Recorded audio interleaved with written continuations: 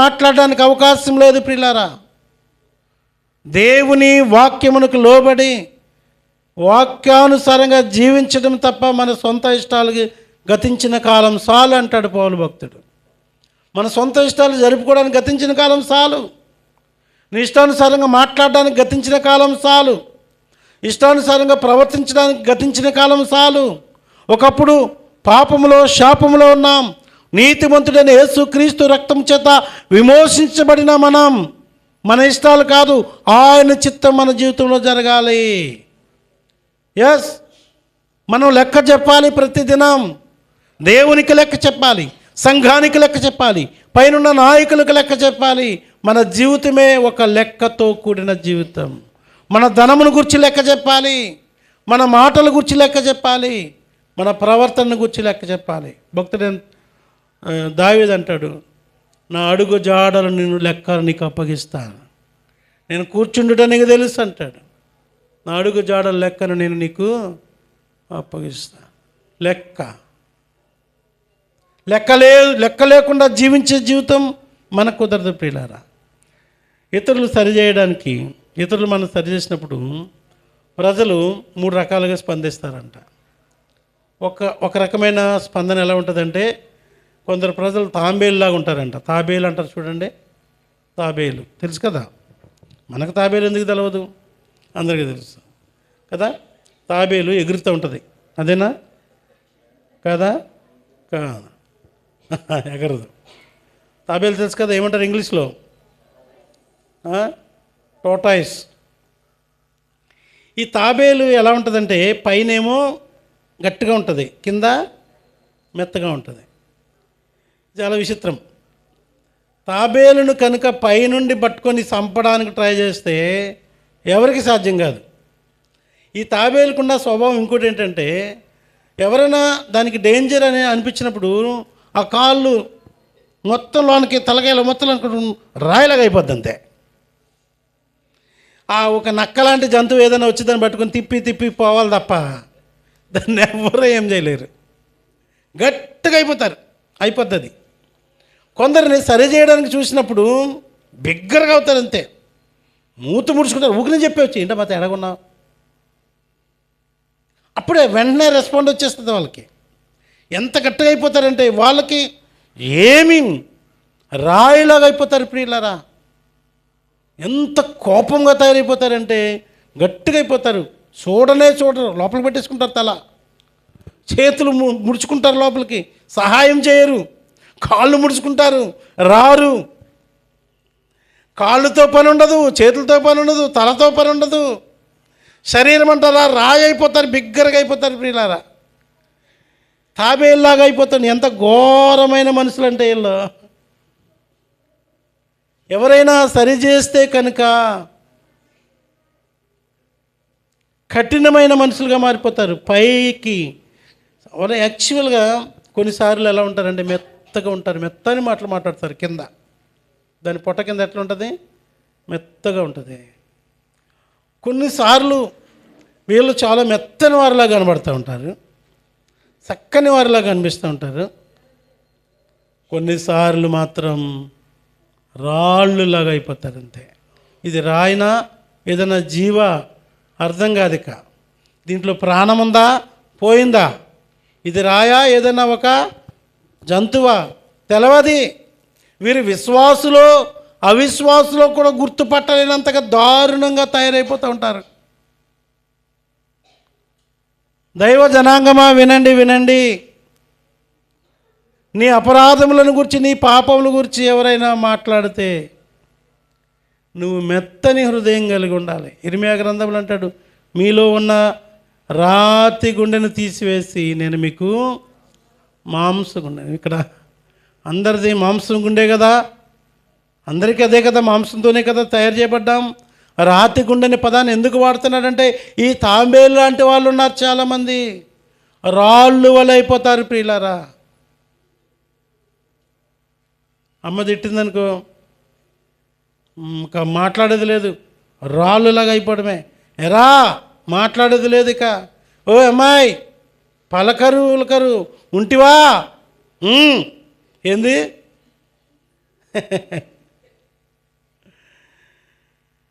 రాయి ఏమైనా మాట్లాడిద్దా? ఒక వారం, 2 వారాలు, 3 వారాలు, నెలలు, నేను ఇందాక చెప్పాను కదా, కొన్ని నెలలు మాట్లాడరు. ఎందుకు ఉపయోగపడరు? ఎవరికి ఉపయోగపడరు? ముడుచుకొని పోతారు ప్రియులారా. ఎంత భయంకరమైన మనుషులు. ఆదికాండంలో ఒక మాట చూద్దామా? ఆదికాండము 4వ అధ్యాయంలోకి మనం రాగలిగితే ఇక్కడ మనకు ఒక వ్యక్తి కనబడతాడు. ఆదికాండం 4వ అధ్యాయంలో 6వ వచనం చదవండి ఎవరైనా.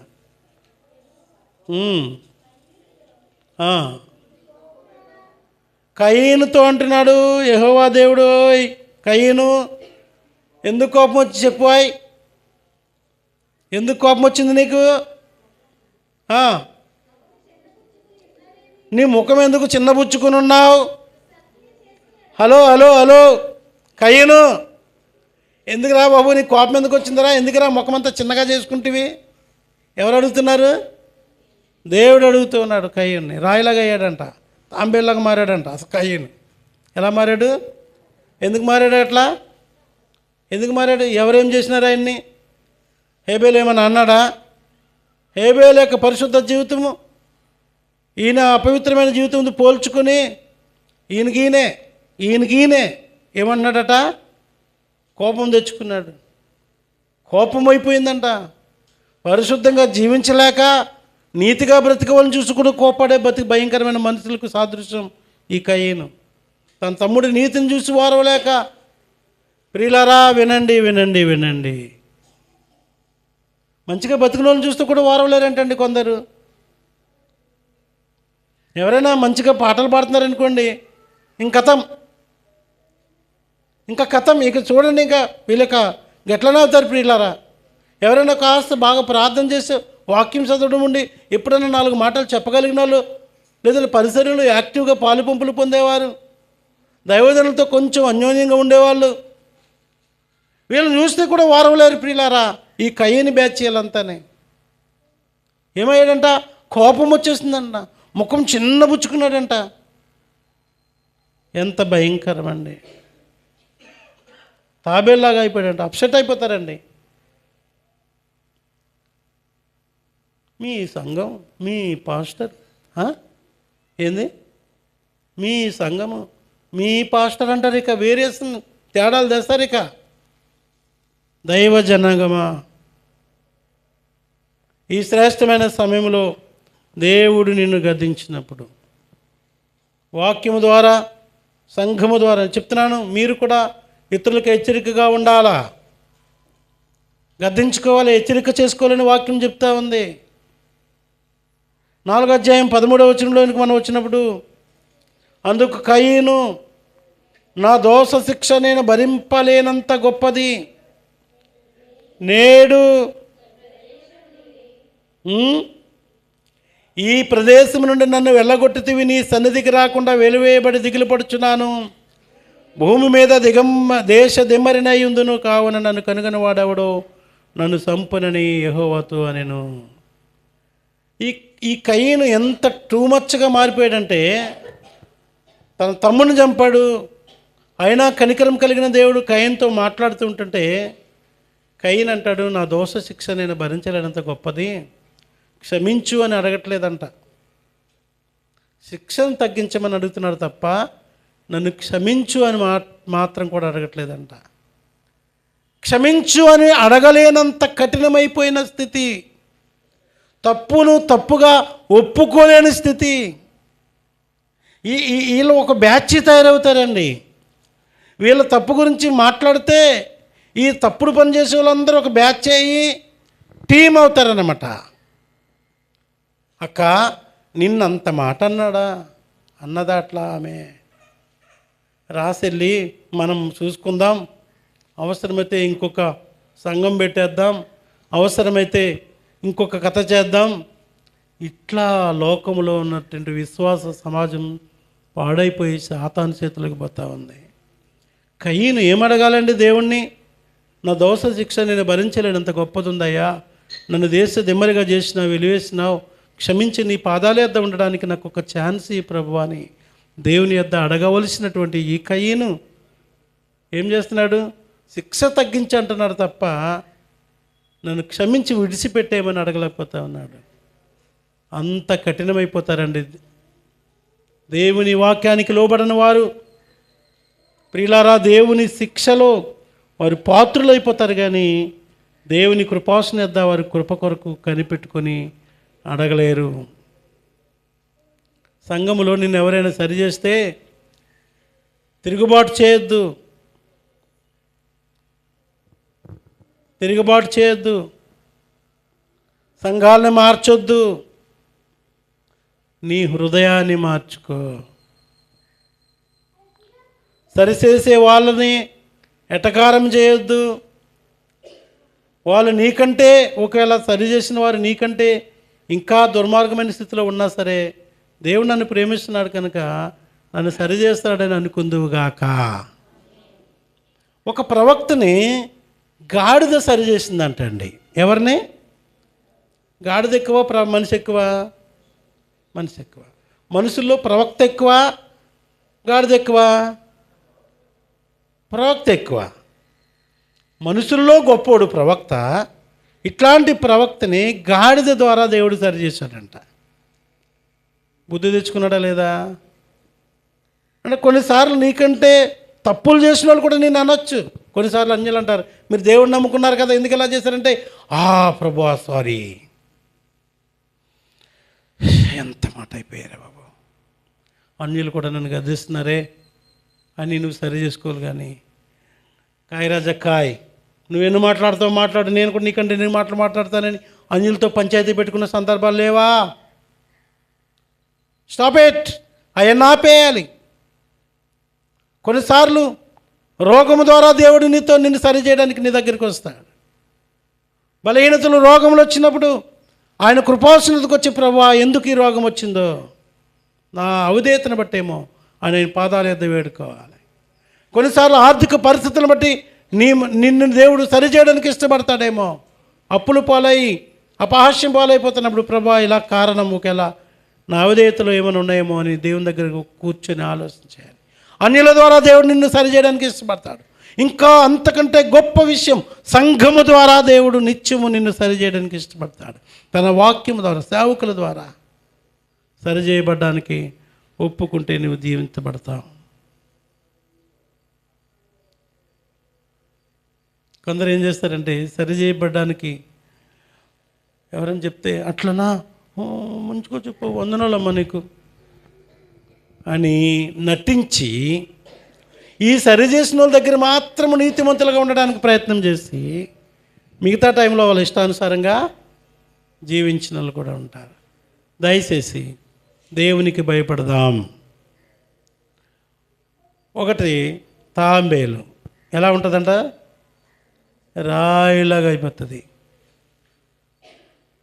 కదా. ఏదైనా సమస్య ఎవరైనా అంటే కనుక అలా కఠినంగా నువ్వు అయిపోవద్దు. రెండవది ప్రియులారా, ముళ్ళపంది తెలుసా? ఏదులు అంటారు. అట్లని మేము అడవిలో చూస్తుంటాం. 7-8 కేజీలు 6 కేజీలు బరువు ఉండే ముళ్ళపంది. ఒక్కొక్క ముళ్ళపందికి ఇంచుమించు 3,000 వరకు ఉంటాయి ముళ్ళు. చాలా షార్ప్గా ఉంటాయి. 2 కలర్స్ ఉంటాయి.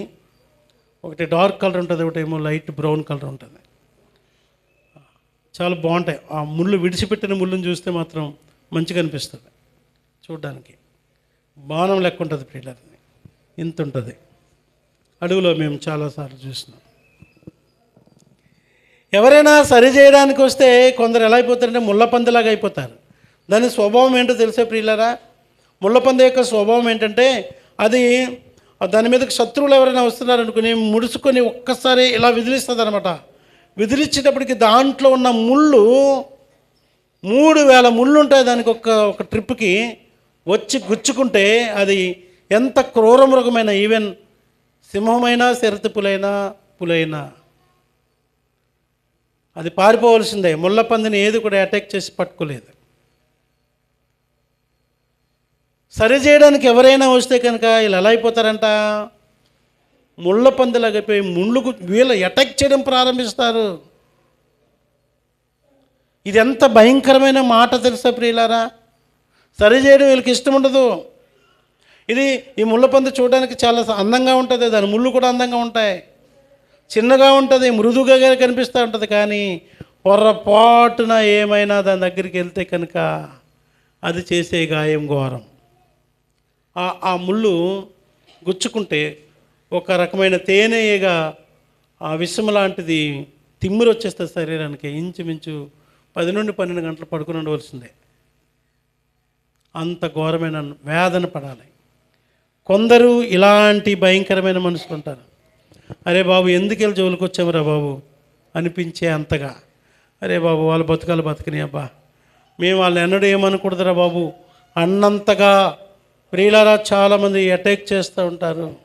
దేవుని వాక్యం చూసుకుందామా? అపోస్తుల కార్యాల గ్రంథము 7వ అధ్యాయం. అపోస్తుల కార్యాల గ్రంథము 7వ అధ్యాయానికి మనం రాగలిగినట్లయితే ఈ 7వ అధ్యాయము 54 వచనం దగ్గర చూద్దాం అమ్మా. కోపముతో మండిపడి పండ్లు కొరికిరి. ఏం కొరికారంట? ఏం పండ్లు? పళ్ళు. ఎవరు? దైవజనుడు చెప్తున్న మాటలు విని ఆ యూదులందరికీ కోపం వచ్చి కోపము మండిందంట. ఏమైందంట?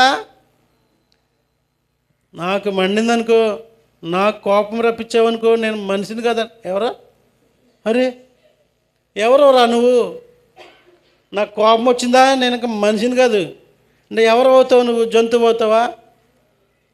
కొందరు నిజమే ఈ ముళ్ళ పందులు అయిపోతారు ప్రియులారా. కోపంతో మండిపడి పండ్లు కొరికి కొత్త కొత్త పండ్లు కొరుకుతారంట. ఏం చేశారంట? రాళ్ళు తీసుకొని కొట్టి చంపేశారంట స్టెఫన్ని.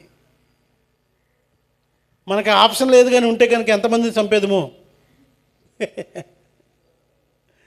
ఒకనొకరు కొట్టేసినా ఏమీ కేసులు లేవు అనే పరిస్థితి ఏదైనా ఉంటే కనుక ఇప్పటికి ఎంతమందిని కొడదామో. ఇక్కడ చాలామంది మొనగాళ్ళు ఉందరు. ఆడ రౌడీలు, మగ రౌడీలు, పిల్ల రౌడీలు, పెద్ద రౌడీలు, వృద్ధులు కూడా రౌడీలు ఉంటారు ప్రియులారా. కొండగాళ్ళు వాళ్ళు కొండగాళ్ళు చెప్తారు వాళ్ళకి, ఓ వదిని పాస్టర్ వాక్యం విన్నావా, నీ కోసమే చెప్పాడు తెలిసి. ఈ కుండాలు తగిలిస్తూ ఉంటారు ప్రియులారా. ఈ ముండ్లు గుచ్చుకుంటే చాలా గాయం. సేవకుల హృదయము, నీతిమంతుల హృదయము ఎంత వేదన కలిగిస్తూ ఉంటారు. పళ్ళు కొరికి రాళ్లతో కొట్టి చంపాలనుకుంటారంట. అనుకున్నారు స్టెఫన్ని. వాళ్ళని సరి చేస్తూ ఉన్నాడు అంతకుముందు. ఆ 7వ అధ్యాయంలో మనం చూసినప్పుడు ఇదిగో అని వాళ్ళతో మొదలుపెట్టి స్టెఫను కృపతో బలముతో నింపబడి 6వ అధ్యాయం మొదలుపెట్టి యూదుల యొక్క అపవిత్రతను గురించి, వారి పాపమును గురించి, వారి పితరులు చేసిన దోషమును గురించి, ఓ మీ పితరులు చేసిన దోషమును బట్టి ఈరోజు మీకు శిక్ష వచ్చింది, ఇప్పటికైనా మారు మనసు పొందరా అని స్టెఫను వారిని గద్దిస్తుంటే వాళ్ళు అయ్యో మేము తప్పు చేసాం కదా, మేము పితరులు చేసిన పాపాన్ని బట్టే కదా మాకు ఎట్లా అయింది అని వారు పశ్చాత్తాపడడం మాని ఏం చేశారంట? వారి మాటలు విని కోపంతో మండిపడి అతనిని చూసి పండ్లు కొరికిరి. ఎంత భయంకరం ఇది!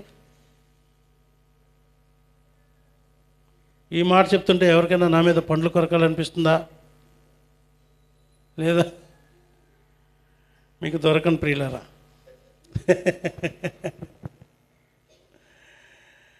దేవుని సన్నిధిని మనం అప్పగించుకోకపోతే ప్రియులారా అపవాది చేతులు పడవలసిన అవసరం వస్తుంది. ఆ తాంబేలు వలె కఠినపరచుకోకండి మీ హృదయాలను, మీ మనసులో మీ తలంపులను గట్టిగా చేసుకోకండి. దేవునికి అప్పగిస్తే ఆ కఠినమైన రాయి లాంటి మీ హృదయాన్ని ఆయన మెత్తదిగా చేయడానికి సిద్ధపడతా ఉన్నాడు. రెండవది, ముళ్ళ పంది వంటి స్వభావము. ముండ్లు తిరుగుబాటు చేసే స్వభావము, ఇతరులను గాయపరిచే స్వభావము, పోరాటం చేసే ఎందుకు వచ్చిన కూడా వీళ్ళ జోలికి వెళ్ళొద్దు. ఎవరైనా నీ గురించి అలా అనుకుంటున్నారా సంఘంలో? వాళ్ళు నోట్లో నోరు పెట్టకూడదండి.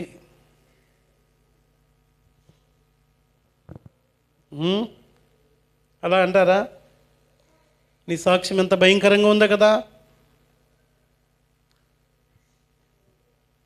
కొన్నిసార్లు అంటే మాకైతే ఈ ఆనవాయితీ లేదు, కానీ కొందరు సేవకులు చెప్తూ ఉంటారు. ఎక్కడన్నా మేము పరిసరికి వెళ్తే ఆ పాస్టర్ గారు చెప్తారనమాట, అయ్యగారు మీరు వచ్చారు, ఫలానా విషయం గురించి వాక్యం చెప్పండి.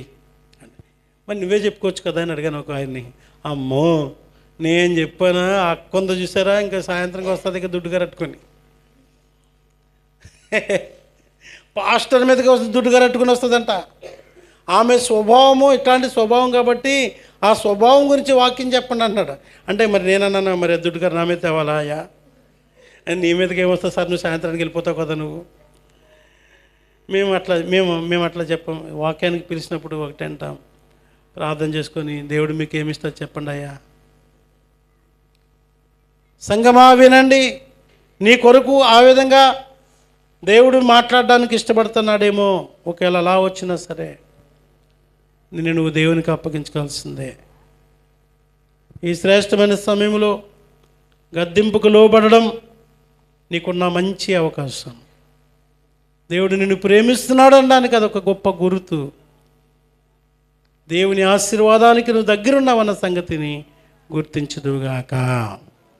మూడవదిగా ప్రియులరా, మనల్ని ఎవరైనా సరి చేస్తే కొందరు మొట్టమొదటి ఎలా తయారవుతారంట? తాంబేలా తయారవుతారంట. 2 ముళ్ళపందిలాగా. 3వ వాళ్ళు కుక్క పిల్లలాగా అవుతారంట.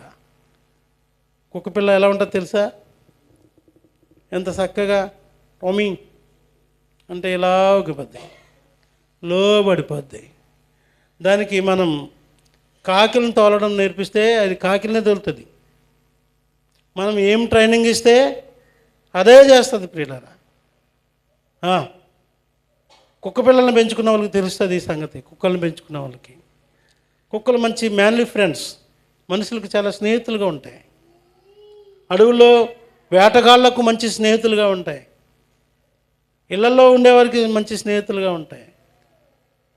సో ఈ కుక్క పిల్లలు పోలీసులకు కుక్కలు చాలా ట్రైనింగ్ డాగ్స్ ఉంటాయి. వాళ్ళకి ట్రైనింగ్ ఇస్తే ఒక్కసారి వాసన చూపిస్తే ఆ శత్రువు లేదంటే దొంగ ఎక్కడున్నాడో వాడిని ఖచ్చితంగా తీసుకొని పట్టుకుని వచ్చేవరకు అది ఊరుకోదు. అది ట్రైనింగ్ తీసుకుంటుంది, అది నేర్చుకుంటుంది. అది సంగమా నేర్చుకోవడానికి అలవాటు పడుతుంది. అది అలవాటు పడి మనం చెప్పినట్లుగా చేస్తుంది. అది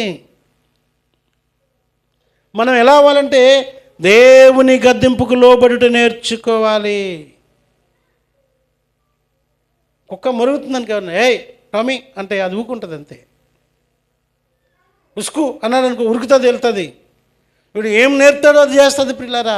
ఇది చూడు ఎప్సిగా వచ్చింది, ఇంకా ఎవరో వచ్చారు, చేయకలుపు చేయకండి అంటే కుక్కలు కూడా చేయకండి ఇస్తూ ఉంటాయి. చూసారు ఎప్పుడైనా?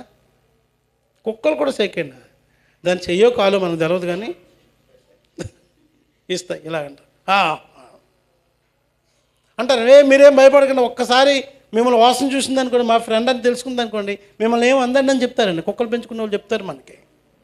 ఒకరి ఇంటికి వెళ్ళాం, వాళ్ళ ఇంటి దగ్గర కుక్క ఉంది, వాళ్ళు మనోడే మావాడే మా అన్నయ్య అని జాసు ప్రసాద్ గారు చెప్పారనుకో, మళ్ళీ ఎప్పుడు వచ్చినా సరే మా అన్నయ్య అంటుంది. అది నన్ను గర్వదు. అది మళ్ళీ కొత్తగా మా పాస్టర్ని తీసుకొచ్చాననుకో, ఆమె మీద మురుగుతుంది. ఆమె చెప్పాలన్నమాట, మా వదినని చెప్పాలి. మళ్ళా ఎంత చక్కని నేర్చుకుంటుంది. అది అలవాటు పడిపోతుంది. అది సంఘములోనికి వస్తూ బాల్యము నుండి వస్తూ వృద్ధాప్యం వరకు కూడా సంఘములోనే ఉంటారు, కానీ ఏమీ నేర్చుకోరు కొందరు ప్రియులారా. ఇదంతా భయంకరము. సమయానికి రావడమే నేర్చుకోరు. ఇది ఇంకా ఘోరం. అర్పణలు అర్పించడం నేర్చుకోరు, పరిచర్య నేర్చుకోరు. ఇవన్నీ పక్కన పెట్టండి ప్రియులారా. వాక్యమునకు విధేయత నేర్చుకోరు. ఇది భయంకరం. సరిచేయబడడానికి అసలు నేర్చుకోరు. ఇది ఇంకా ఘోరం. లోబడనొల్లని ప్రజలు. లోబడకపోతే ప్రియులారా శ్రమ. లోబడని ప్రజలకు శ్రమ అని వాక్యం మరలా చెప్తా ఉంది. ఈ శ్రేష్టమైన సమయంలో సమూయేలు 2వ గ్రంథము ఈ మాట చదువుకుని మనం ముందుకెళ్దాం. 2వ సమూయేలు 12:13. కొందరు నిద్రపోతున్నారో చూస్తున్నారో అర్థం కావట్లేదు. 12:13 చూద్దాం. నేను పాపము చేసి తినని దావీదు సాతానుతో కాదు, నాతానుతో అనగా, నాతాను నీవు సావుకున్నట్లు నీ పాపమును పరిహరించాను అని చెప్పాడు. ప్రవక్త అయిన నాతాను దగ్గరికి వచ్చాడు. ఓ పాపం చేశాడంట, ఒక తప్పు చేశాడంట.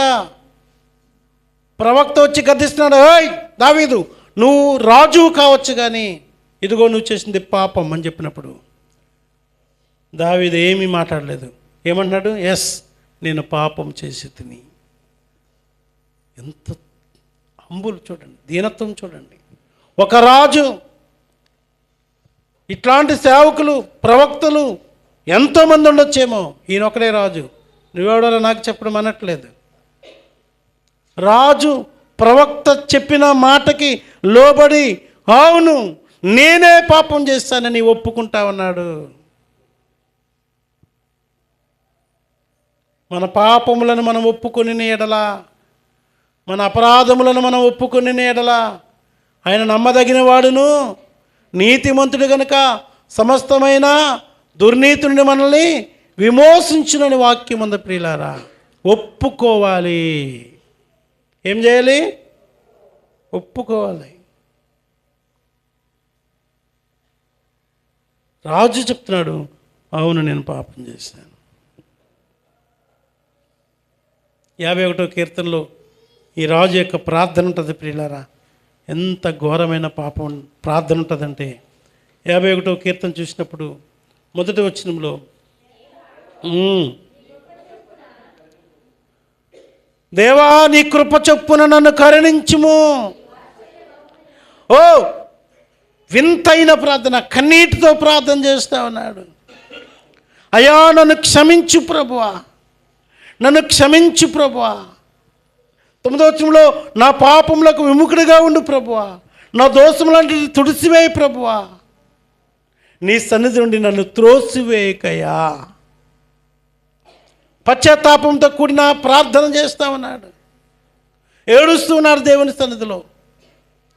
నేను నీకే కేవలం నీకు విరోధంగా పాపం చేస్తాను, నన్ను క్షమించమని అడుగుతా ఉన్నాడు.